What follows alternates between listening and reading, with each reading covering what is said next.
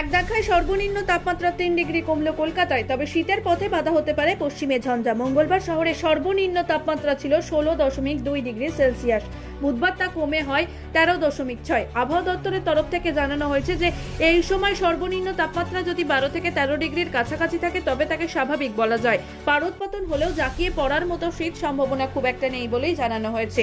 বরং দক্ষিণবঙ্গের শীতের পথে কাঁটা বিঁধতে পারে পশ্চিমে ঝঞ্ঝার। হাওয়া অফিসের তরফ থেকে জানানো হয়েছে আগামী 3 দিন দক্ষিণবঙ্গের জেলাগুলিতে তাপমাত্রা বড় হরফের হওয়ার সম্ভাবনা নেই। আপাতত কলকাতা সর্বনিম্ন তাপমাত্রা 12 থেকে 13 ডিগ্রির মধ্যেই ঘোরাফেরা করবে। আগামী সপ্তাহ শুরুতেই সামান্য বাড়তে পারে তাপমাত্রা। নৈপথ্যে নতুন একটি পশ্চিম ঝঞ্ঝা। পৌষ সংক্রান্তির আগেই 10 জানুয়ারি উত্তর পশ্চিমে ভারতে ঢুকবে পশ্চিমী ঝঞ্ঝা। সোমবার হালকা বৃষ্টিপাতের সম্ভাবনা রয়েছে দার্জিলিং এবং কালিম্পংয়ের পার্বত্য এলাকা।